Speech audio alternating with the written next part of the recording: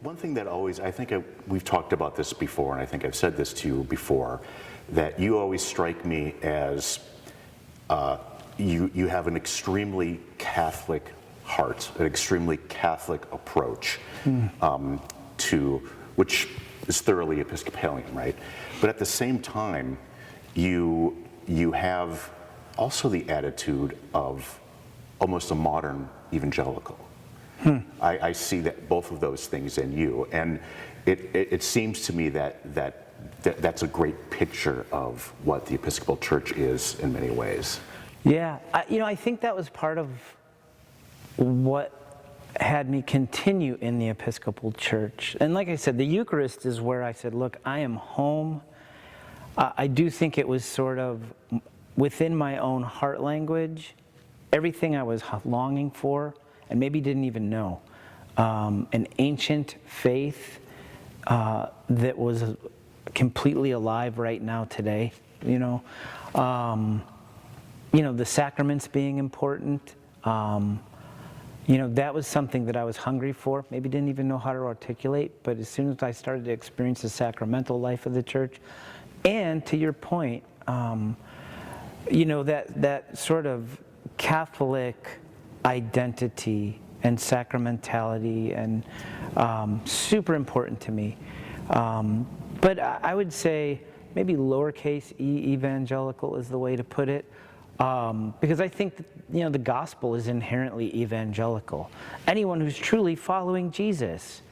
is inherently evangelical in just the plain sense of that word. Things like, look, the Holy Scriptures, foundationally important to our Christian life, and helping people have a dynamic relationship with the Scriptures, super important to me, super important for me personally in my own walk. Making sure everyone has a chance to hear clearly in their own heart language how much God loves them,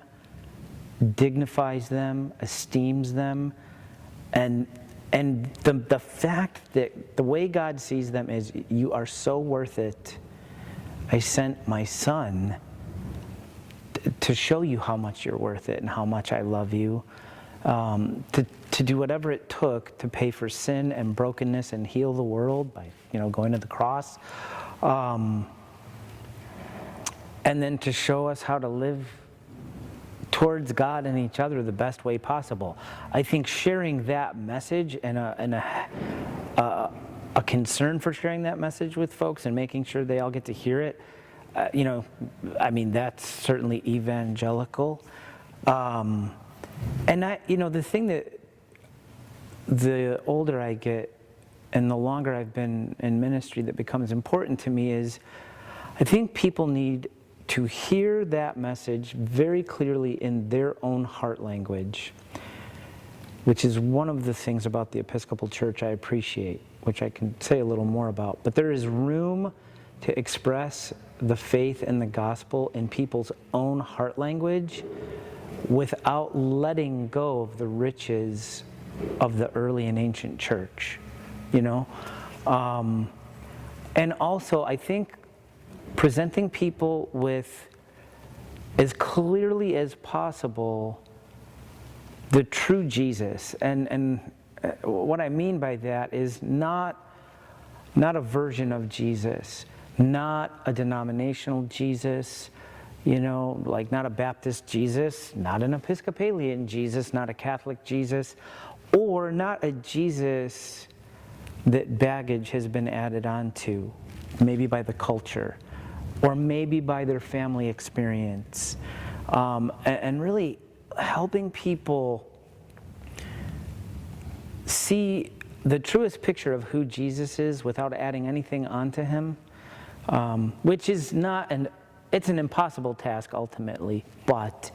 when we're striving to do that, to present the true Jesus to people with as little added on as possible, and doing it in a way where they can receive him in their own heart language. And I don't mean linguistically